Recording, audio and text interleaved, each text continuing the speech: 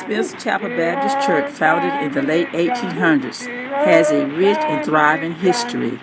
It has evolved through 7 phases, with the first church beginning in the bedroom of the home of my great-grandfather, John Henry Buck Smith, who was a former slave. The second church moved to a brush arbor, and the third church was built with nickels, dimes, and quarters saved by the parishioners.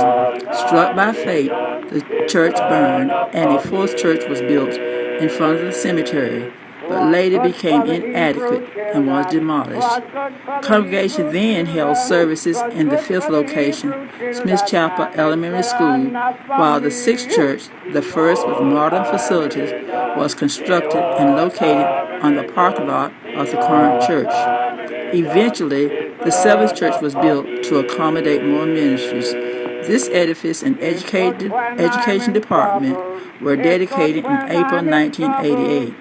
To God be the glory, for Grandpa Buck's vision is still flourishing. Proverbs 29:18 declares, where there is no vision, the people perish.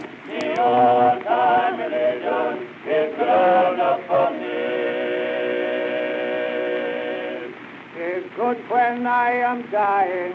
It's good when I am dying. It's good when I am dying, and it's good enough for me. The old time religion, the old time religion, the old time religion is good enough for me. The old time religion, the old time religion, the old time religion is good enough for me.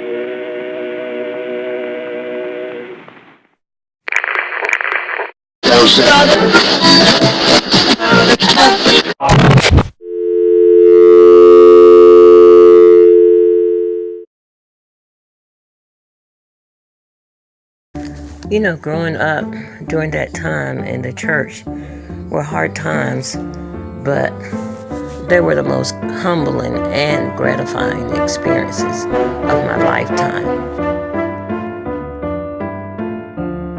I remember during the times we relied heavily on God and each other's strength as a family to make the journey to church.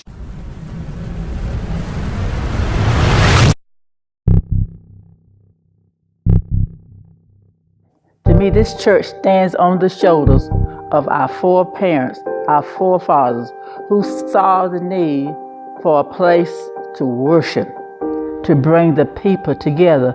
You know, according to the Bible, churches started in the homes. That's where the first church began, in the home. It was not a building. Church was held in the home. So my grandfather, for some reason, saw the need to have church. So he invited people to come to his house. But he actually dismantled his bedroom furniture to accommodate the parishioners. And I just couldn't believe that when I talked to my dad about that he took, because my dad can't remember some of it as a small child, he took down his furniture so that parishioners would have enough room to sit around and have church. And then when they left, he put the furniture back together. I mean, that's just unbelievable. We don't even want people coming in our homes now because we think they might damage some of the furniture, or it's too good for certain people to come in. But he dismantled his furniture. And then the crowd grew. It just grew and grew and grew, and they could no longer accommodate all these people. So they went into, if I recall, a brush arbor. They wrapped vines together to give them a little covering, and of course the floor was dirt. And it got its name from brush arbor because they actually used brushes, and they knew what kind of brushes that were strong enough to hold all these little trees and whatever together, maybe some sticks. And the parishioners would gather in that what they call their first church and have church outside of the home. So that was the first church. And then they actually built a church, according to my grandmother, that had a bell. It had a cast iron bell. And back then churches had bells, and those bells, when there was a funeral,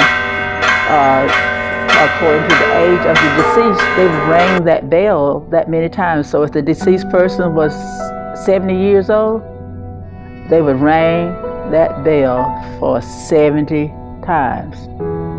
And sadly, that church burned, and it fell. The bell fell and it cracked, so they could not, save the bell. But in that church,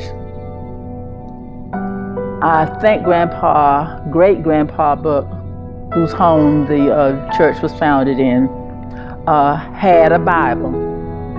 And that Bible is still in the possession of the family now. And even though he grew up as a slave, he could write and write very well. And he signed his name in that Bible, John Henry Buck Smith. That Bible has his name in it. And then after that church, let me recall, they built the church, which is in the flat right down there in front of the cemetery. And one of the things about that church that I can remember is that in the back of the pulpit, there was a gray wall. And on that wall was a white cross. They knew then that Jesus had died for their sins. And that cross is still in some of the old pictures that we may find in your grandmother, Miss Elsa Mills' home. And I think my mom has a picture of that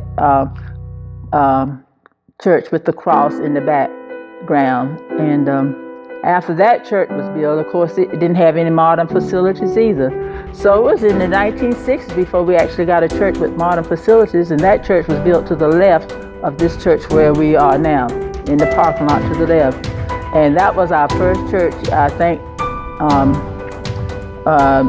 they went in it, when I say they, because I was in college, they went in that church in 1963, and it had bathrooms and running water. And prior to that, let me go back. Our water facility, we had a well, but it was a well with a manual pump. And that was one of the things kids argued over, who's going to get the pumped water.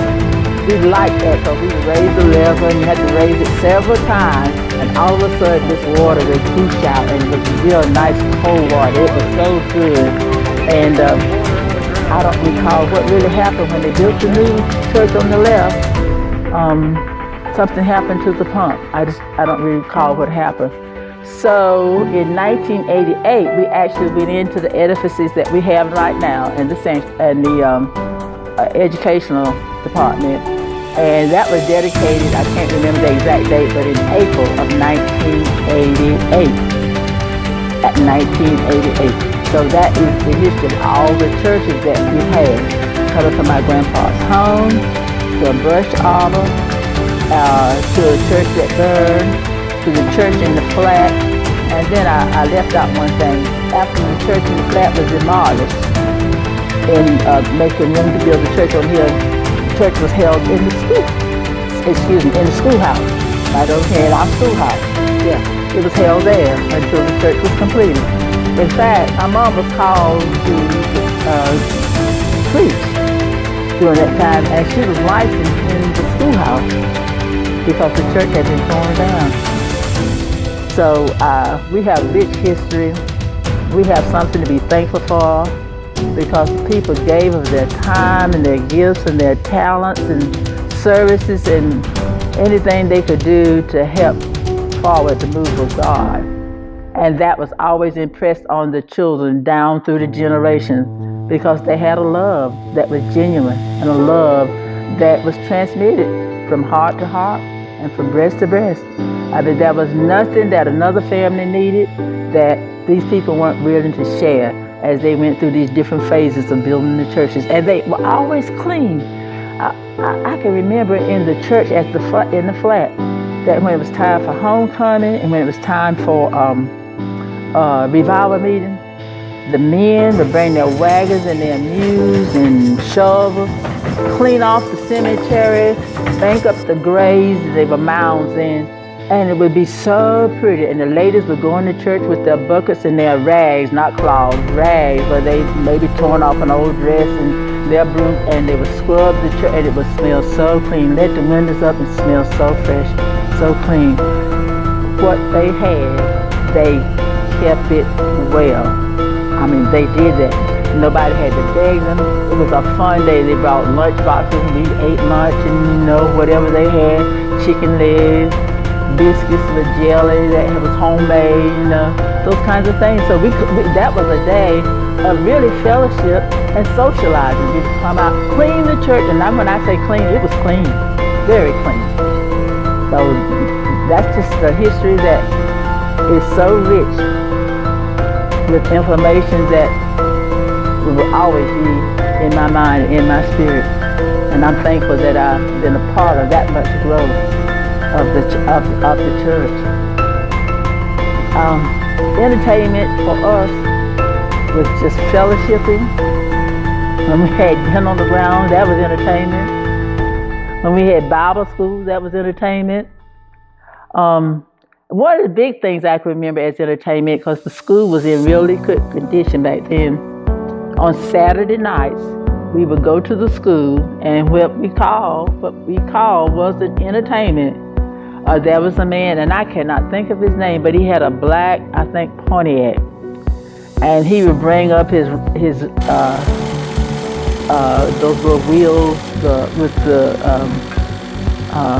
film on it, and show us movies, black and white movies.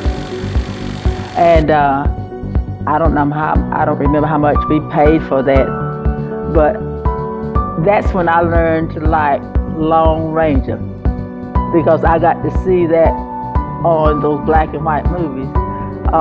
And then the deacons and the mothers, deacon would roast peanuts and charge you 5 cents, I think, for a bag. And the ladies would make homemade ice cream from the milk that they milked from the cow, churned it, and sell the cones for 1 nickel. And of course, that was a lot of money back then. But I think just about every child had a cone of ice cream, and every child had a bag of peanuts. And my dad had this little game called, it was called Jack in the Bush. And he would get a handful of peanuts, and he said, Jack in the Bush, and we would say, cut him down. How many times? And he would make his hand look real big as if he had a lot of peanuts, and us being children didn't realize that he might not have but 1 peanut in there. So if we said 10, and when he opened his hand, he had 1, he got the biggest laugh out of that. So that meant we had to give him 9 of our peanuts, and we didn't like that. Sometimes we cried, So he would make us play Jack in the Bush again. We said cut him down and so on and so on. But that was a lot of fun, a great memory. So we actually just had those entertainment and just walked the road, the dusty road, singing and just having fun, or walking to each other's houses and that kind of. That was our entertainment.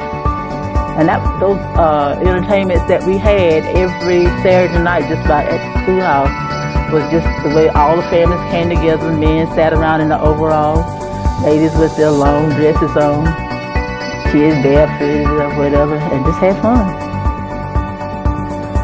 All the food that was served for dinner on the ground was grown by the families of the church. They all had big farms, and chickens were grown, ham came from the pigs, the butter came from the cow that you made the cakes and pies with. The apples came from the apple tree. The pears came from the pear tree.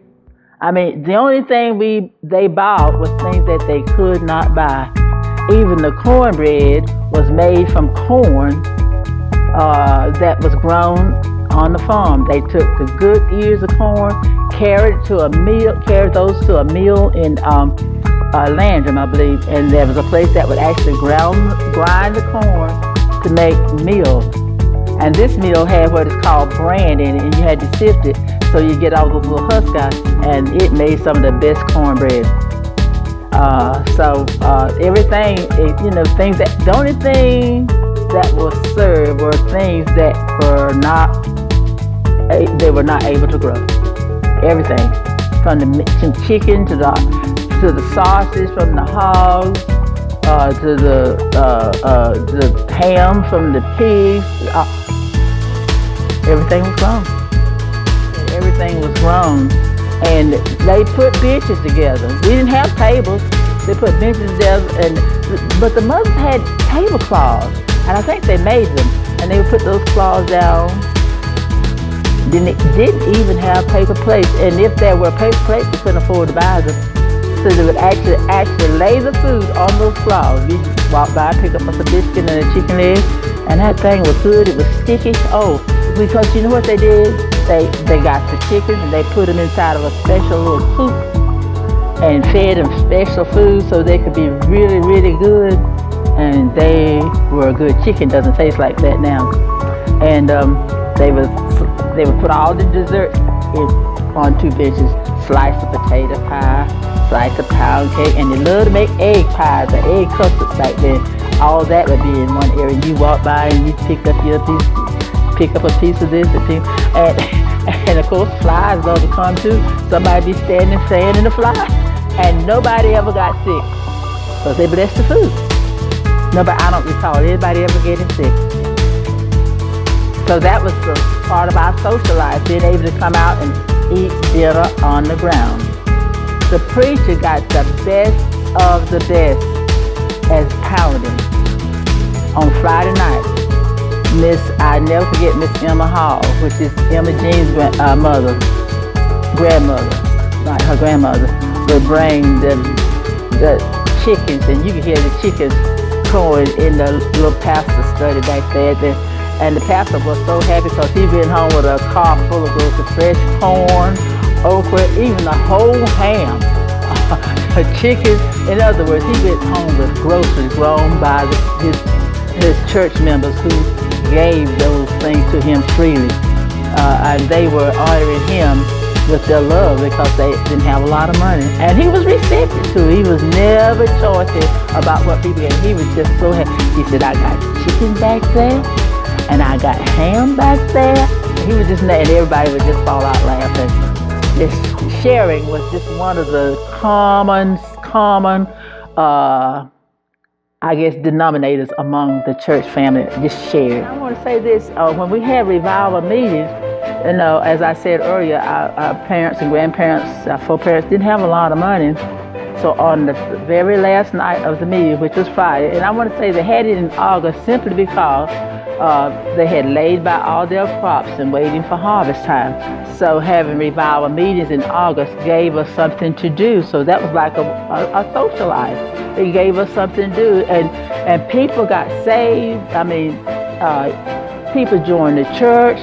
I mean, there was baptism. I don't recall as a child having revival meetings, and at the end of revival, no one had joined the church. Somebody always joined the church and had to be baptized. Always joined the church and had to be baptized. I remember when I got old enough to drive a car, my dad had a 50 Mercury, and I could drive that car as long as I was going to church. So you bet I was going to church a lot. And I would pick up your Aunt Rose and your Uncle Richard and your Aunt Ruth and all. And we had a little group. We were always singing. We would go sing in any church that, we would go represent the church and sing. And Miss Ethel would stay with Mom. And sometimes when we came home, Mom had made this big meatloaf. I mean, she took about a pound of hamburger. She made a meatloaf big enough for 50 people, because she knew how to make it, make it go far. And we'd come home and eat that and just have a good time, just enjoying one another. When we had, Mother did a vacation Bible school, and I can remember the date. It was 1957, and we were out there under a tree right in front of the school.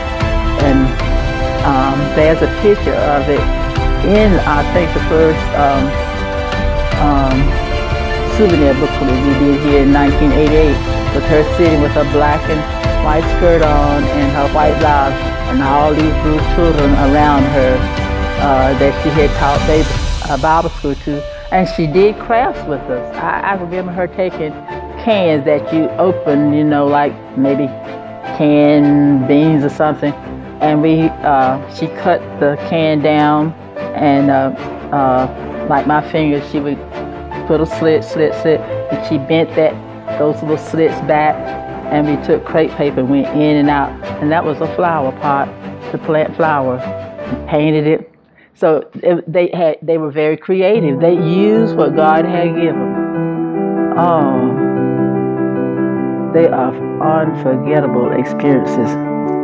I wish I had known then how my life was being shaped as I know now.